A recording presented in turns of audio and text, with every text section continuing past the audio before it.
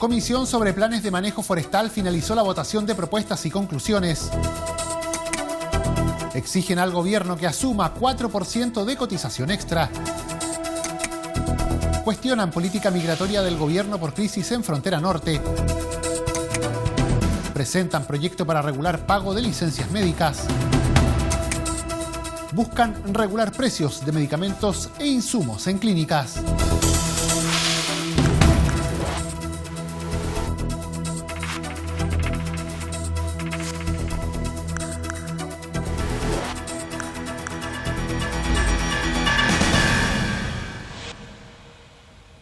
¿Cómo están? Los saludamos, sean bienvenidos a una nueva edición de Frecuencia Legislativa. Nos reunimos para revisar las informaciones más relevantes acontecidas en las últimas horas aquí en la Cámara. Partimos contándoles que la Comisión sobre Planes de Manejo Forestal finalizó la votación de propuestas y conclusiones.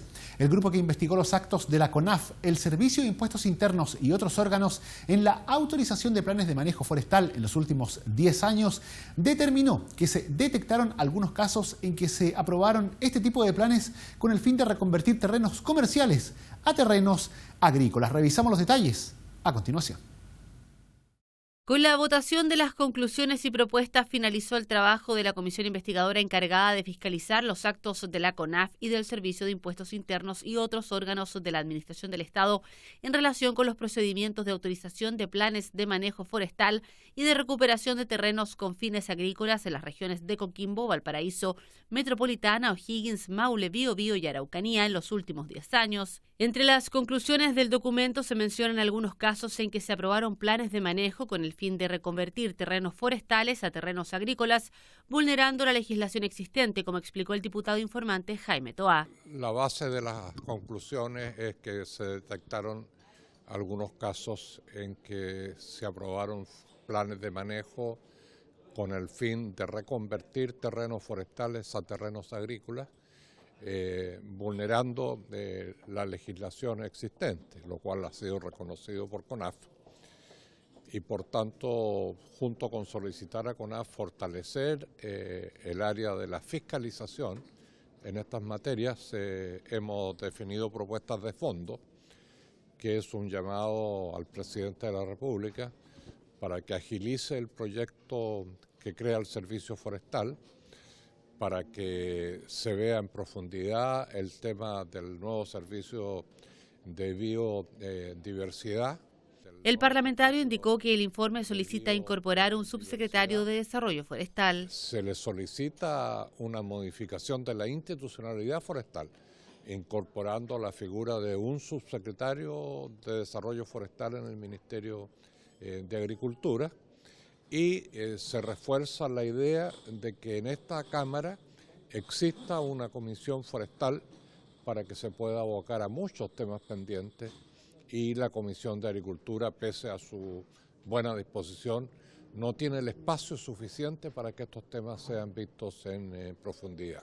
La comisión fue aprobada por unanimidad en la sala de la Cámara de Diputados en enero pasado y su impulsora fue la parlamentaria Alejandra Sepúlveda, quien además presidió el grupo legislativo con el fin de establecer los planes de manejo aprobados por CONAF para deforestación del bosque nativo esclerófilo de la zona central del país, lo que habría traído como consecuencia graves sequías en los sectores afectados para cultivo agrícola.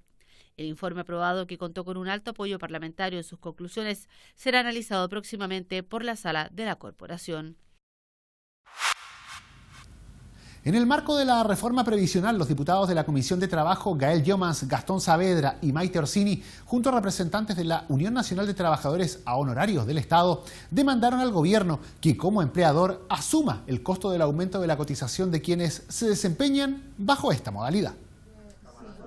Diputados de oposición de la Comisión de Trabajo, encabezados por su presidenta Gael Llomans y Natalia Corrales, dirigenta de la Unión Nacional de Trabajadores a Honorarios Metro Centro Norte, pidieron al gobierno que el 4% de cotización adicional contemplado en la reforma de pensiones sea de costo del Estado para los cerca de 350.000 trabajadores que se desempeñan a honorarios en reparticiones y servicios públicos a lo largo del país. Nosotros rechazamos tajantemente la reforma de pensiones, principalmente porque mantiene el sistema de las AFP y por otra parte porque como señalaban las diputadas y diputados nos carga con un 4,2% la cotización obligatoria. Nosotros ya estamos viendo las implicancias de estar obligados a cotizar.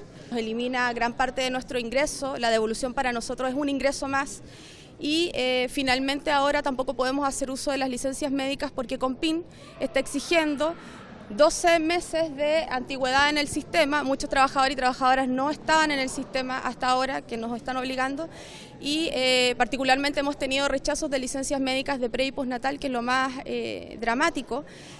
A propósito de la ley de cotización obligatoria. Escuchamos a las y los trabajadores honorarios del Estado, quienes nos señalaron su preocupación, puesto que la reforma de pensiones incluye que este 4% adicional que para todo el resto de trabajadores lo va a pagar el empleador, en el caso de los trabajadores honorarios lo van a tener que pagar ellos mismos, va a salir plata de su bolsillo para pagar, se supone, una cotización que para el resto de trabajadores es del empleador. Y por eso a nosotros nos parece que es una discriminación arbitraria contra los trabajadores honorarios, que en el caso del Estado es el mismo Estado el que nos está prácticamente está incumpliendo la obligación de respetar derechos mínimos, derechos básicos. Queremos exigir al gobierno, desde los distintos diputados de la oposición, que se incorpore en la reforma que esta obligación no sea para los trabajadores honorarios del Estado, sino que esta cotización adicional la pague el empleador, que en este caso es el Estado.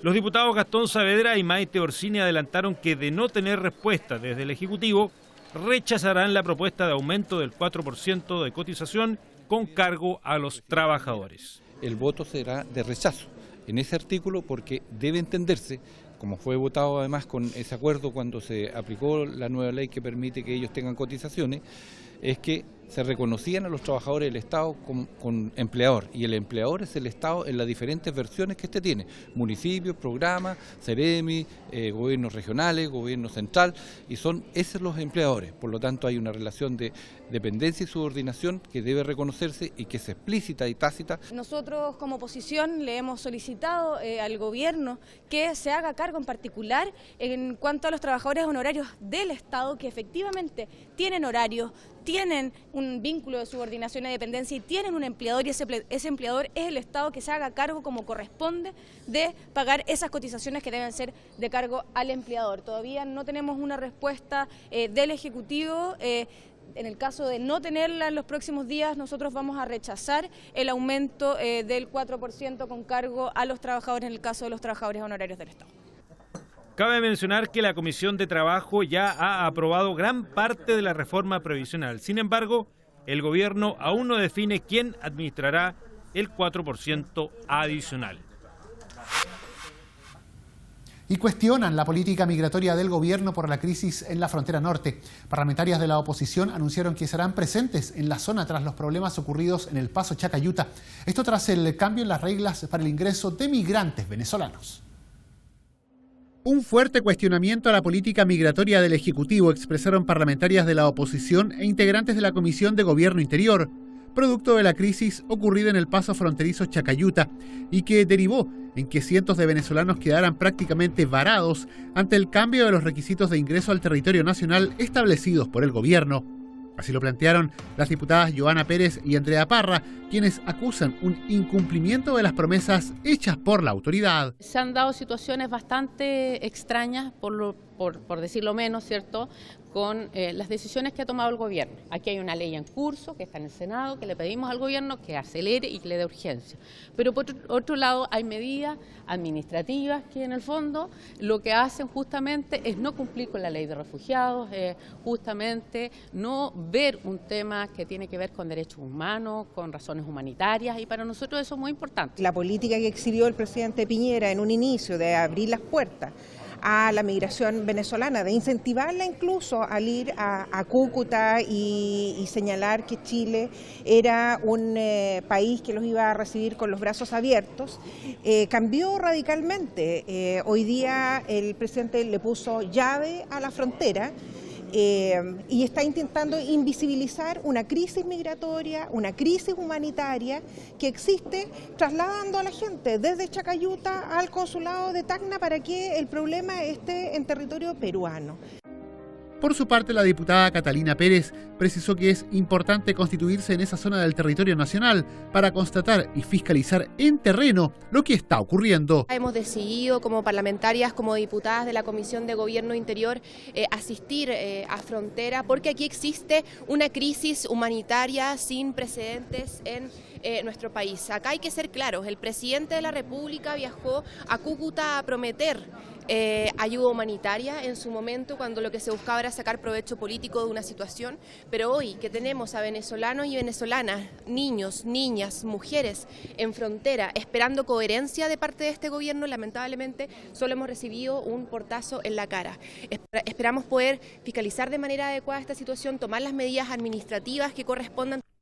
Las parlamentarias agregaron que esta situación fue advertida en su momento cuando el gobierno decidió no firmar el pacto migratorio de la ONU, lo que representó un grave error por parte del Ejecutivo. Y se presentó un proyecto para regular los pagos de las licencias médicas. La iniciativa, encabezada por el diputado Fernando Mesa, busca que en un plazo no superior a 30 días el CONPIN pague las licencias médicas y en caso de rechazo sea el médico el responsable y no la persona que se encuentra enferma. Terminar con el problema que sufren más de 100.000 personas en nuestro país por el incumplimiento en el pago de sus licencias médicas es lo que persigue el proyecto de ley presentado por un grupo de diputados encabezado por Fernando Mesa. La iniciativa, según explicó el legislador, busca que en un plazo nunca superior a 30 días se pague la licencia médica y en caso de ser rechazada sea el médico el responsable y no la persona que se encuentra enferma. Aquí hay que creer en el enfermo fundamentalmente y las autoridades del CONPIN tienen que modernizar la evaluación que hoy en día se hace sobre las licencias médicas con el objeto de no seguir perjudicando a los enfermos y enfermas que en Chile padecen desde luego este tremendo problema de estar meses sin recibir sus dineros que les corresponden. Con este proyecto de ley estamos también eliminando todas esas licencias truchas de las que hemos tenido conocimiento, de las cuales se ha abusado por parte de algunos médicos y también por parte de pacientes que han inventado licencias con el solo objeto de no acudir a su lugar de trabajo.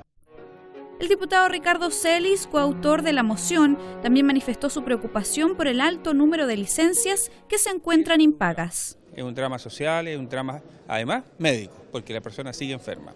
Entonces estamos ingresando algunas correcciones que tienen que ver, por ejemplo, que cuando a raíz de déficit o deficiencia del empleador no se le paga a la persona, debe ser el empleador el que asume esa responsabilidad y tiene que pagarse la licencia.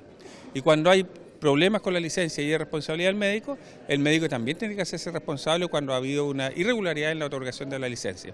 Así que aquí pone énfasis en dos personajes importantes, que es el médico, que es el que emite la licencia, y el empleador, que es el que tiene que tener al día, ¿cierto?, toda la situación previsional del trabajador. La propuesta será derivada a la Comisión de Salud para comenzar su trámite legislativo. Y parlamentarios de distintas bancadas presentaron una moción que busca regular el costo de los medicamentos e insumos que son cobrados en clínicas.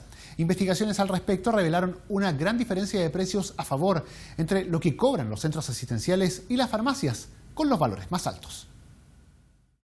Parlamentarios de distintas bancadas presentaron una moción que busca hacer frente a una serie de denuncias de personas que, luego de ser atendidos por diferentes patologías en clínicas, notaron un aumento considerable en los costos de sus medicamentos e insumos médicos en las cuentas. Así lo manifestaron Maya Fernández del PS y Miguel Crispi de Revolución Democrática.